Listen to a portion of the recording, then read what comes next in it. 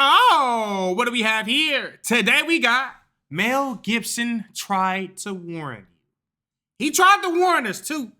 Thank you guys for tuning in. Without further ado, let's get it! Mel Gibson's been trying to warn everyone about the elites for years, and in particular Hollywood itself. Yeah, he did, and they blackballed the fuck out of him. You hear me? Like, believe career. me, I did a lot of research on it. He was on top of the world too. Like Mel Gibson back in, oh man. And according to all the research, it was way worse than that. No matter how strong you are going to be affected by this play, and you'll resent it for a little while. Then you have to let it go. Otherwise, you'll eat yourself alive here. And I think it takes that kind of cockroach resilience to survive in this town. Yet, nobody listened. He was just made out to be a crazy man. But today, people are finally waking up to what he saw 20 years ago. And the message he gave us would eventually cost him his life. Woo! Pat in the side of the head. If you get by a pack of it'll be your fault. Yet, back in the 1980s, Gibson was so successful, he was operating at a level. Bro was literally on top of the world at that time. Like, I looked at some videos of his back in the G. Bro was bigger than life at one point. Like, he was having his way. Where any studios type would of way. greenlight whatever he wanted. In 1996, Braveheart swept the Oscars, 5 wins including Best Picture and Best Director. Gibson stood on that stage and called himself a fiscal imbecile. And they had no problem with giving the reins to a fiscal imbecile. You know, this takes real courage. And everyone laughed because he made them all very rich. But if you were paying attention around then, there were signs he saw Hollywood very differently than most people who'd made it to his level. In 1998, Playboy did an interview, and buried in all the usual promotional stuff about whatever film he was selling, he said something that did raise some eyebrows. He talked about a producer, but he wouldn't name him, whose entire philosophy about women on film was this. He says, women on film, either naked or dead. Both is better. Then he kept on going. You know, I had a whole bunch of weird paranoid suspicions about what the hell was going on, because there was a lot of stuff I couldn't understand. Right. And I formed a bunch of opinions about the town and about the people in it that were like, surely that couldn't be. Shit, if it's coming from a horse's mouth, you better. Because a whole place can't be like, you know, Weird Town, you know, where the stranger wanders in and all the people are in the bar and they all shut up when he looks at them. And then you go away and you think, no, I was wrong. I mean, that's insane thinking. I'm paranoid. I imagined that stuff. You was actually right on point. And then you find out later on the track that you are exactly on track with a lot of this stuff. They ask him about the social contract in Hollywood, and Gibson explains, You can't get mad. You can't let it get you, because you have to make a deal with everyone else, and it's almost unspoken that you are going to be f***ed over at some point by people who you may have done something nice for. He also tells a surreal story about meeting Christopher Walken on a New York rooftop, which he's obviously dramatizing, but if you don't take it at face value, it does tell you something about the almost otherworldly nature of Hollywood from the outsider's perspective. No, he came to see me on a rooftop in New York. I said, hey, can I talk to you? And he said, sure. He floated in, sideways, through a crowd of people. He was wearing black. And it was like one of those old vampire movies where they don't walk, but they glide. And he was a dancer, you know, so he has very, you know, graceful. Yeah. And my assistant was there, and he left because he couldn't stand it anymore. Yeah. The air had turned cold. This was when Gibson was in the spotlight 24/7, and he was already letting on about some of the industry's practices. He was trying to articulate something that had remained unspoken. His reputation was very much a lovable rogue or a loose cannon, so nobody really paid attention at the time. He was also making everyone way too rich for them to bother with what he was saying in magazine interviews. But maybe he could see it more clearly because he wasn't made in Hollywood the way most people at his level were. He wasn't some Nepo or Hollywood adjacent. His family moved from New York to Australia when he was just 12 after his dad won a workplace injury settlement. He had no connections and no industry parents carefully managing his rise. He studied acting because his sister filled out the application without telling him. Then Mad Max turned him into a global star before he even learned how the system truly functioned. Mad Max came in clutch, and it happened in the most Mel Gibson way ever. He'd been in a bar fight the day before the interview he didn't even want to go to, and his face was all bruised and swollen. He looked like the perfect post-apocalyptic tough guy, and not long after, he got the job. Mad Max absolutely smashed the box office, and he became a star. Relocating to Hollywood was just the next logical step. So the peculiar thing here is that by the time he showed up in LA for the film Lethal Weapon, he was already famous. That matters because he didn't owe anyone. He didn't have to spend years figuring out which executives to flatter or when to shut up and smile. Most people who make it to Gibson's level learned early that you treat the industry like a religion. You never forget that access requires submission.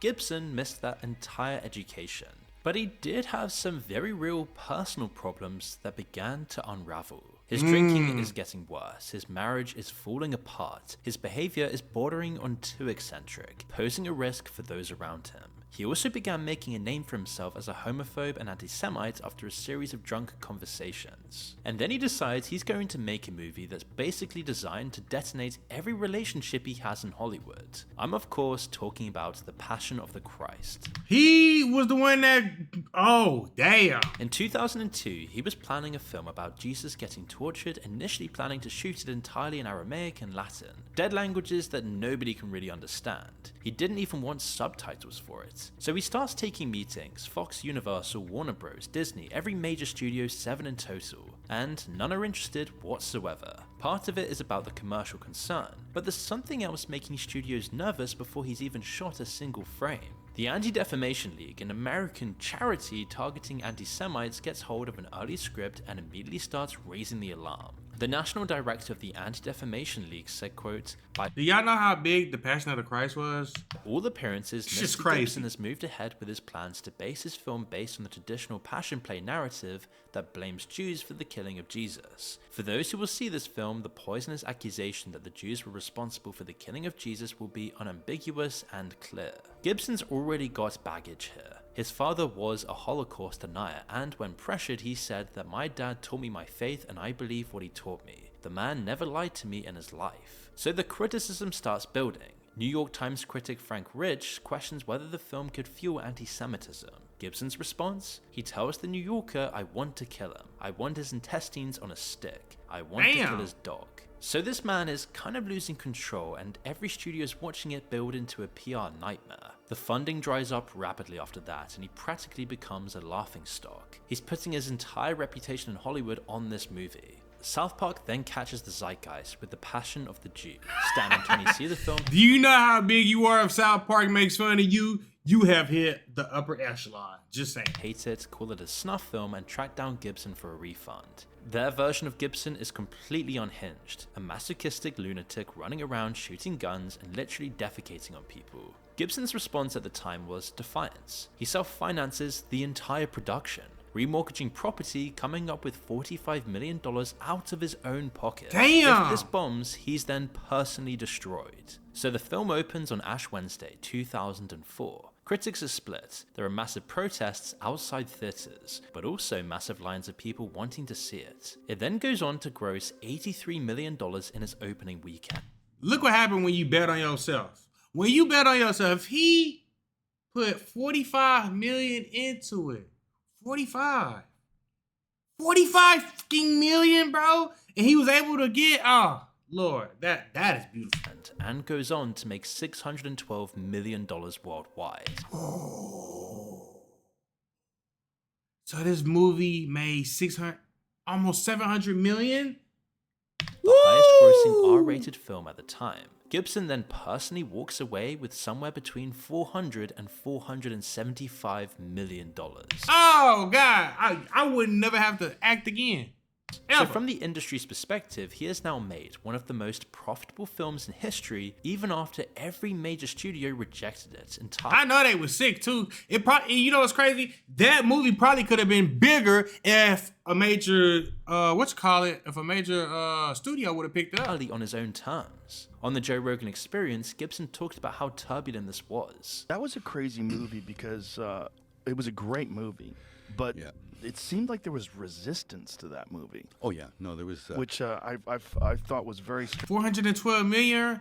That's good enough to you could give your children 100 million, your grandkids 100 million. Oh There was man, like Hollywood resistance to that movie. Like people didn't like that you were making it. It seemed No. like. Yeah, there was a lot of opposition to it, and I don't know. I think if you ever hit on that subject matter, you're gonna get people going, because Of course.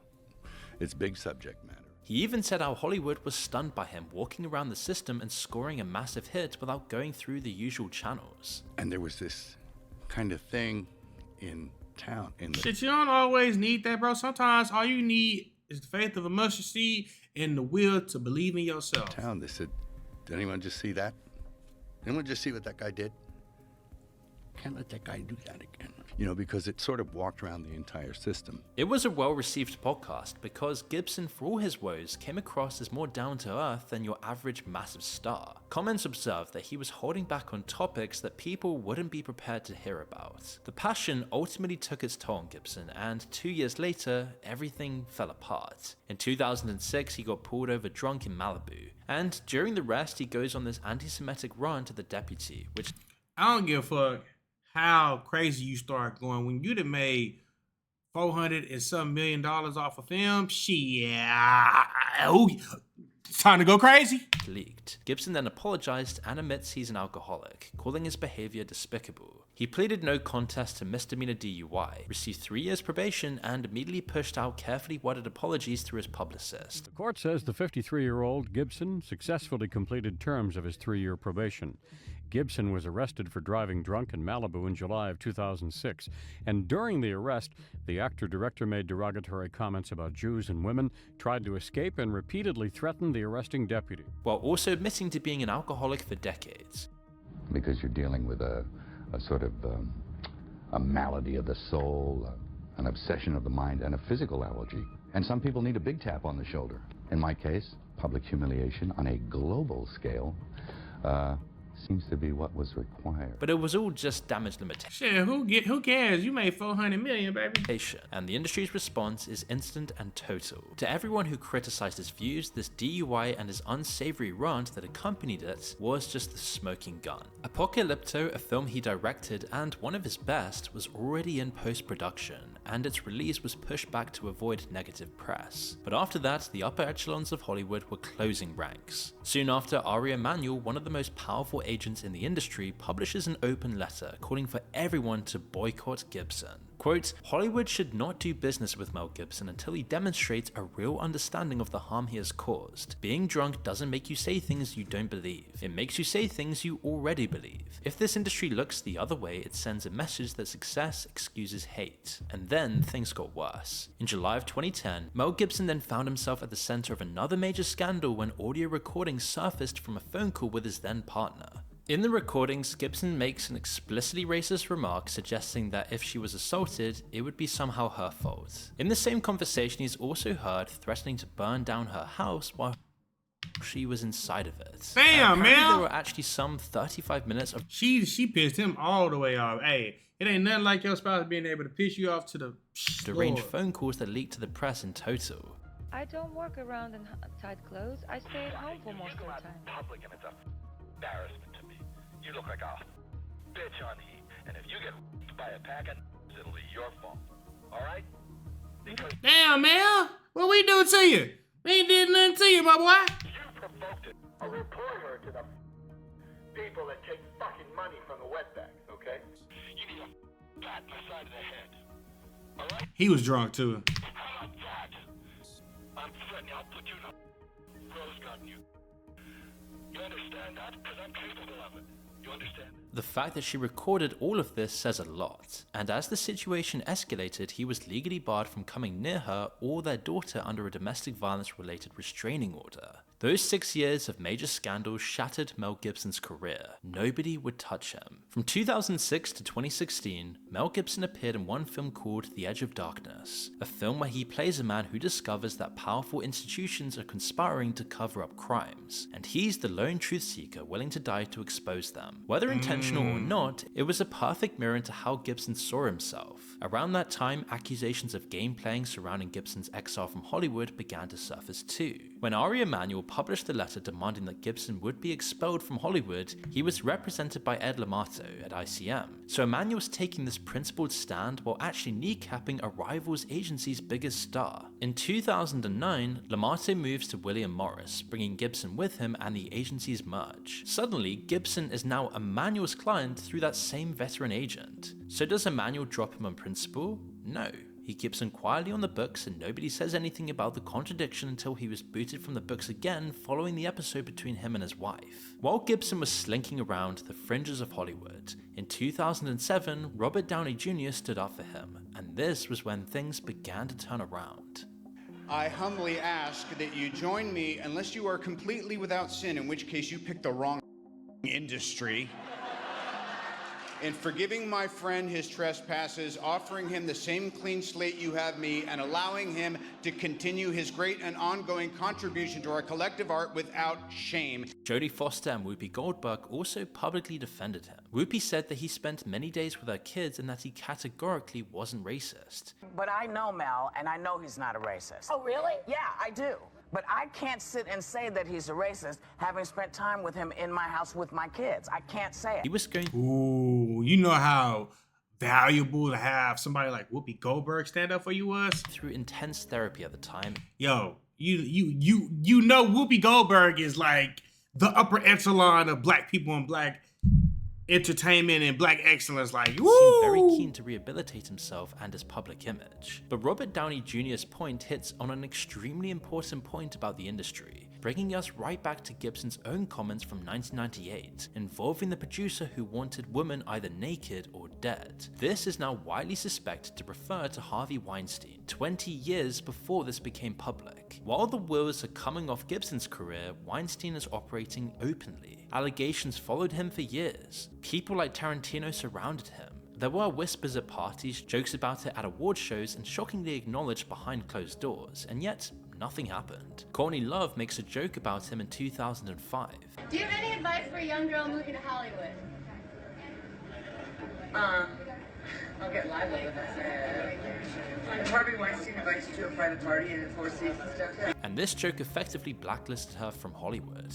Ooh, you should have shut up. You shouldn't have said that. If you gotta ask yourself that question, it's just time to zip it, throw it away, out there. Weinstein kept working until 2017, until 80 women came forward. Damn! Rose McGowan helped expose his decades of abuse and was virtually blacklisted by Hollywood in the aftermath. But he's just one of many. Roman Polanski pleaded guilty to unlawful sex with a 13-year-old in 1977, when he then fled the country. At the 2003 Oscars, 26 years later, he wins Best Director and gets a standing ovation.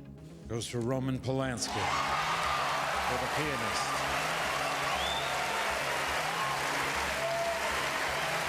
Woody Allen faces allegations from his adopted daughter. Court documents later show nearly 100 meetings with Jeffrey Epstein, but he's never left the big time and still regularly makes blockbusters. Filmmaker Bryan Singer faced multiple allegations and settled lawsuits, yet he kept on getting hired.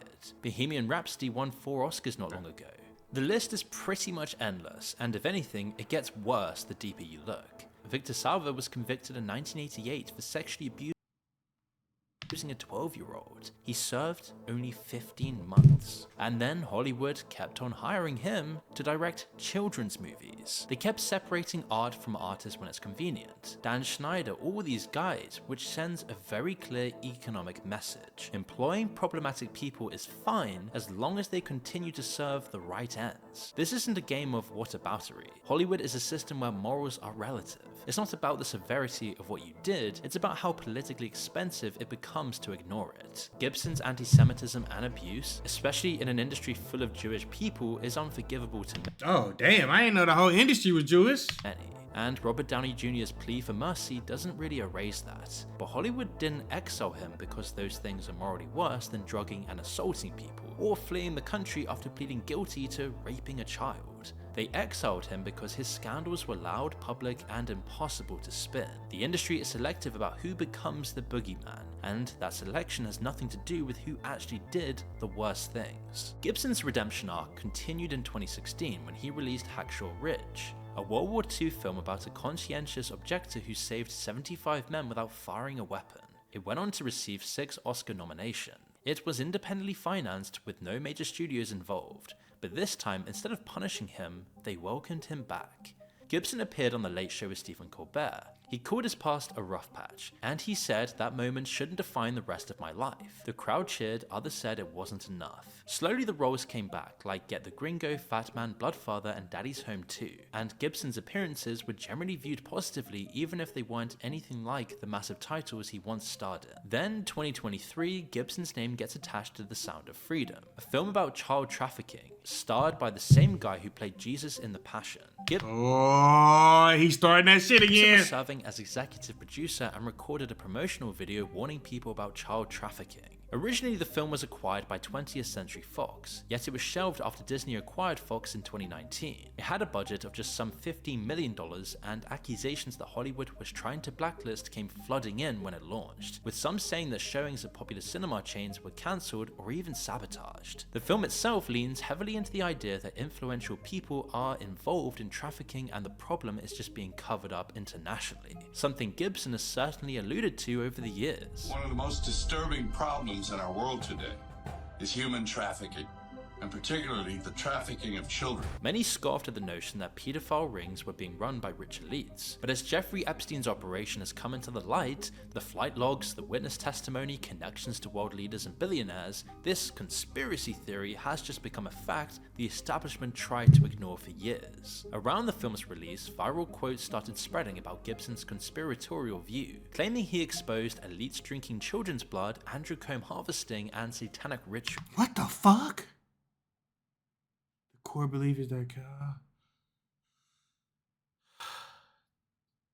QAnon type stories. Every single quote attributed to Gibson is fake. They trace only to yournewswire.com, a notorious misinformation site. Maybe it's part of yet another smear campaign designed to muddy Gibson's rehabilitation and feed tabloid headlines to keep his reputation questionable. Or maybe it's a manifestation of him becoming a symbol onto which both sides of the culture war paint their narratives. To some, he's a martyred truth teller, to others, a cautionary tale of when mental health issues and anger take hold of someone. Either way, the fake quotes spread because they sound like what people already believe about him. That was South Park's parody too. They were saying Gibson made this very public monster out of himself. In reality, the truth behind Gibson's criticism of the establishment is probably more of a case of something simpler yet no less horrifying. The banality of evil. Thousands of people making small, cowardly decisions that add up to systemic abuse. Which is far more disturbing because it implicates everyone through their daily choices in supporting and protecting the industry. Unlike blood-drinking rituals, everyone is capable given the right incentives. When asked at the Hacksaw Ridge press conference to describe Hollywood in one word, Gibson laughed. Just one word? Then he gave his answer: survival. He's right. Everyone's trying to survive. Facts. And survival means making calculations about who you can cross and who you can't. But Hollywood's evil operates on a different level altogether. It's not the deranged actions of a troubled man. It's structural, institutional. It's the sober, calculated decision to protect people for decades. So in the end, there are no heroes in this story, just different flavors of the same human capacity to harm people and justify it in the morning. That was a good fucking video. Thank you guys for tuning in. Shout out to all my supporters. I love you. What do you guys think about this? You guys already know the story. You know what I'm saying? You can stand up, but you have to understand what standing up in any capacity means. You get what I'm saying? Like, you have to be willing to go through that. You know what I'm saying? Me personally, I don't want no parts of nothing. I don't want to deal. I'm cool. Do my thing on the internet and go home. That's what I like to do, baby. But thank you guys for tuning in. Without further ado, we